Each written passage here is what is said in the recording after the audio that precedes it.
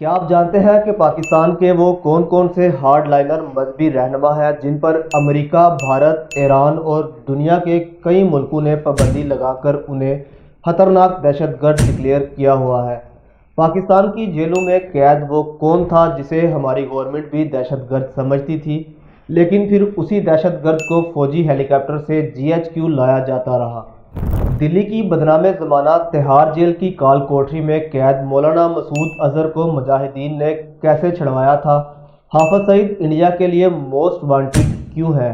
کیا یہ سچ ہے کہ سپہ صحابہ کے 26 سالہ MNA مولانا اسرار القاسمی کو ایران سے آئے کمانڈوز نے مارا تھا؟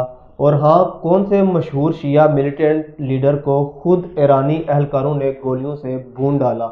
یہ سب کچھ ہم آج کی ویڈیو میں جاننے والے ہیں۔ آپ دیکھ رہے ہیں بیسٹ انفو چینل اور میرا نام رانا عمر فاران ہے۔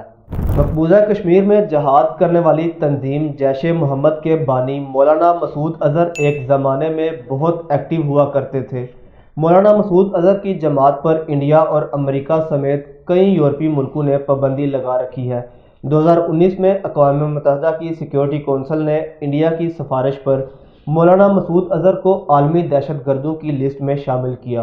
بہاولپور سے تعلق رکھنے والے مولانا مسعود اظہر خود بتاتے ہیں کہ جب میں مقبوضہ کشمیر میں گرفتار ہوا تو انڈیا کے پریس نے سرخیاں لگائی کہ ہم نے سب سے بڑا دہشت گرد ملا پکڑ لیا ہے۔ انہیں جموں، سری نگر کے بادامی باغ، کینٹ ایریا اور پھر دلی شہر کی تہاڑ جیل میں رکھا گیا۔ انہیں رہائی دلوانے کے لیے جیش محمد کے مجاہدین نے دسمبر 1999 کو نیپال سے اڑان بھرنے والے انڈین ایئر لائن کے طیارے کو اغوا کر لیا، جس میں 180 مسافر تھے۔ یہ طیارہ افغانستان کے شہر قندھار لینڈ ہوا، جہاں اگلے 8 دنوں تک مجاہدین اور بھارتیہ سرکار کی نیگوسیشن ہوتی رہی۔ بالآخر مذاکرات کامیاب ہوئے اور مولانا مسعود اظہر اور ان کے ساتھیوں کی رہائی عمل میں لائی گئی۔ مولانا مسعود اظہر بھارتی سرکار کو سری نگر پارلیمنٹ حملے اور 2019 کے پلوامہ حملے میں مطلوب ہے۔ بتایا جاتا ہے کہ مولانا مسعود اظہر پاکستان میں انڈر گراؤنڈ ہو کے زندگی گزار رہے ہیں۔ ان کا مرکز بہاولپور میں ہے، جہاں سے ان کی کتابیں اور بیانات شائع ہوتے رہتے ہیں۔ مولانا مسعود اظہر کی طرح لشکر طیبہ کے حافظ سعید بھی انڈیا کے لیے موسٹ وانٹڈ ہے۔ کالعدم جماعت الدعوہ کے سربراہ حافظ سعید کے حوالے سے بتایا جاتا ہے کہ جب ان کا خاندان ہجرت کر کے پاکستان آ رہا تھا تو فسادات میں ان کے خاندان کے 36 افراد چھری چاقو سے ذبح کر ڈالے گئے۔ اہل حدیث مسلک کے حافظ سعید کی تنظیم مقبوضہ جموں کشمیر میں برسر پیکار رہی۔ انڈیا نے ممبئی حملوں کے الزام میں حافظ سعید کے سر کی قیمت $1 کروڑ مقرر کر رکھی ہے۔ اقوام متحدہ کی سلامتی کونسل نے مولانا مسعود اظہر کی طرح حافظ سعید کو بھی عالمی دہشت گرد ڈکلیئر کیا ہوا ہے۔ انہیں پاکستان میں بھی پابندیوں کا سامنا ہے اور وہ نظر بند ہیں۔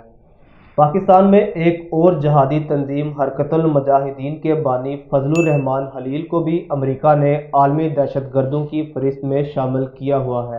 فادر آف دی طالبان کہلائے جانے والے مولانا سمیع الحق پر امریکہ اور یورپ کے کئی ملکوں نے پابندی لگا رکھی تھی۔ طالبان قیادت کے استاد اور ملا محمد عمر مجاہد کے ذاتی دوست مولانا سمیع الحق نے پاکستان میں فعال سیاسی کردار ادا کیا۔ سابق سینیٹر مولانا سمیع الحق پاکستان میں مذہبی گروپوں کے اتحاد کے روح رواں ہوا کرتے تھے۔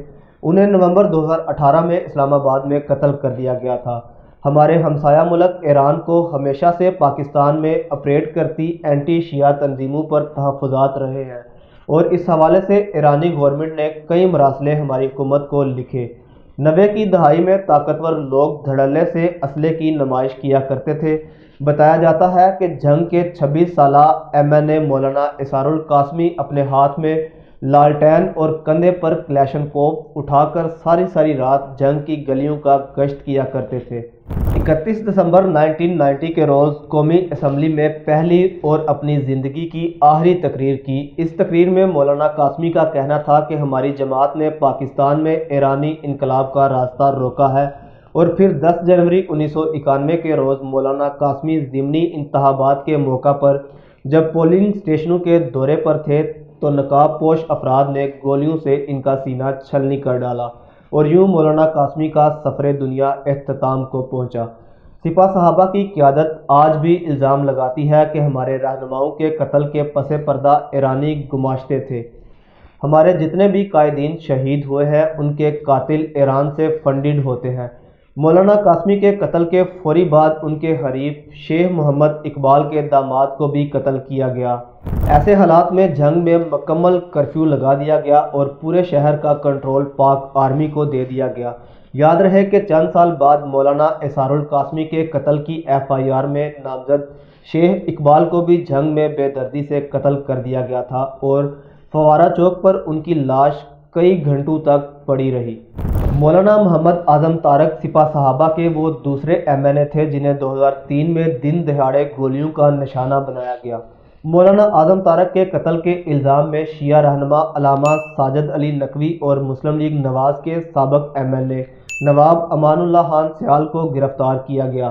تاہم سپہ صحابہ کے قائدین کے مطابق مولانا اعظم تارک کے قتل کا ذمہ دار ایران ہے۔